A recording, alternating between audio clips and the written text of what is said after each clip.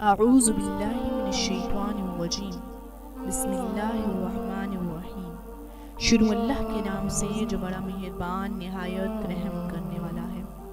دوستوں، آپ کو اپنے چینل اسلامک اسٹوڈیو میں خوش آمدید۔ آج کا ہمارا موضوع رمضان المبارک کے مہینے کی فضیلت ہے۔ اپنا آج کا موضوع شروع کرتے ہیں۔ حضرت عبداللہ بن مسعود رضی اللہ تعالیٰ عنہ سے روایت ہے کہ حضور اقدس صلی اللہ علیہ وآلہ وسلم نے فرمایا کہ جو کوئی رمضان المبارک میں اول سے آخر تک روزہ رکھے اپنے گناہوں سے اس طرح باہر آئے گا گویا کہ ابھی ماں کے بطن سے پیدا ہوا ہو۔ جناب رسول اللہ صلی اللہ علیہ وآلہ وسلم نے فرمایا کہ جو رمضان المبارک میں روزے رکھے اللہ تعالیٰ اس کو قیامت کے دن ایک مکان زمرد کا عطا کرے گا۔ اس مکان کے 1000 دروازے ہوں گے اور ہر دروازے کے آگے درخت ہوگا۔ اگر 100 برس تک سوار ہو کر اس درخت کے سائے میں پھرے تب بھی اس کے سائے سے باہر نہ آئے گا۔ روزہ کے لیے نیت ضروری ہے۔ بہتر یہ ہے کہ اس طرح نیت کرے وَبِصَوْمِ غَدٍ نَوَيْتُ، ورنہ دل کی نیت کافی ہے۔ روزہ کے لیے سحری کھانا سنت ہے، خواہ 1-2 لقمے ہی ہوں۔ کھجور یا پانی سے روزہ افطار کرنا مسنون ہے۔ بوقت افطار یہ دعا پڑھیں: اللہم لک صمت وعلی رزقک افطرت۔ جن چیزوں سے روزہ ٹوٹ جاتا ہے اور کفارہ و قضا لازم آتی ہے وہ یہ چیزیں ہیں: حقہ یا سگریٹ پینا، جان بوجھ کر کھا پی لینا، صحبت کرنا۔ ان کا کفارہ یہ ہے: متواتر 60 روزے رکھے یا 60 مسکینوں کو دونوں وقت کا کھانا کھلائے۔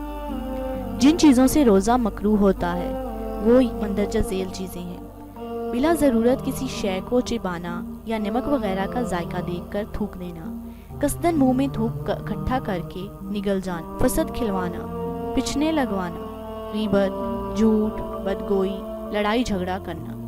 جن باتوں سے روزہ نہیں ٹوٹتا وہ مندرجہ ذیل ہیں: بھول کر کھا پی لینا، بلا اختیار حلق میں گرد و غبار، مکھی یا مچھر چلا جانا، کان میں پانی چلا جانا یا خود بخود قے آ جانا، یا خواب میں غسل کی حاجت ہو جانا یا قے آ کر خود بخود لوٹ جانا، آنکھ میں دوا ڈالنا، سرما لگانا، مسواک کرنا۔ جن باتوں سے قضا واجب ہوتی ہے وہ مندرجہ ذیل ہے: مریض جو روزہ کی طاقت نہ رکھتا ہو یا دن میں دوا استعمال کرنا اس کے لیے ضروری ہو، حاملہ عورت جبکہ اسے نقصان کا ڈر ہو، مسافر شرعی کم از کم 48 میل کا سفر ہو اور راستے میں کھانے کا انتظام نہ ہو، اور نفاس والی عورت، بہت بوڑھا ضعیف جسے روزے میں شدید تکلیف ہوتی ہو، ہر روزے کے بدلے 1.25 سیر گندم مساکین کو دے۔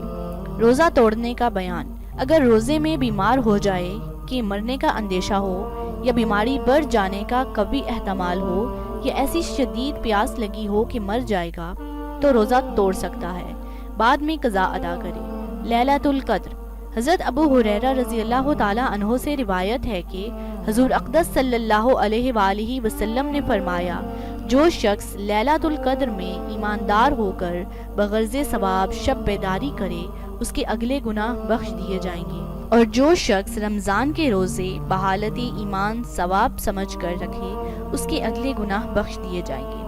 حضرت انس رضی اللہ تعالیٰ عنہ سے روایت ہے کہ حضور اقدس صلی اللہ علیہ وآلہ وسلم نے فرمایا کہ جب لیلۃ القدر ہوتی ہے تو حضرت جبرائیل علیہ السلام فرشتوں کی جماعت کے ساتھ آتے ہیں اور ہر اس بندہ پر رحمت بھیجتے ہیں یا اس کی بخشش کی دعا کرتے ہیں جو کھڑے ہو کر یا بیٹھ کر اللہ سبحانہ کا ذکر اور عبادت کرتا ہے۔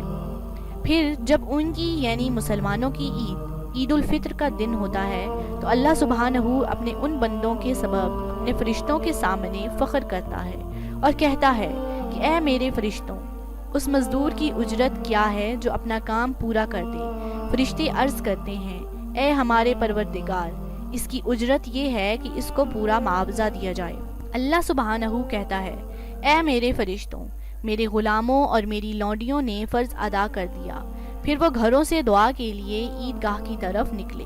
قسم ہے اپنی عزت، اپنے جلال، اپنی بخشش، اپنے کرم، اپنے بلند مرتبہ اور اپنی بلند منزلت کی، میں ان کی دعاؤں کو قبول کروں گا۔ پھر اللہ سبحانہ فرماتا ہے: اے میرے بندوں، اپنے گھروں کو لوٹ جاؤ، میں نے تم کو بخش دیا اور تمہاری برائیوں کو نیکیوں میں تبدیل کر دیا۔ جناب رسول اللہ صلی اللہ علیہ وآلہ وسلم نے فرمایا، بس واپس ہوتے ہیں مسلمان عیدگاہ سے اس حال میں کہ ان کے گناہ بخش دیے جاتے ہیں۔ لیلۃ القدر کی دعا: اللہم انک عفو تحب العفو فاعف عنی۔ سبحان اللہ۔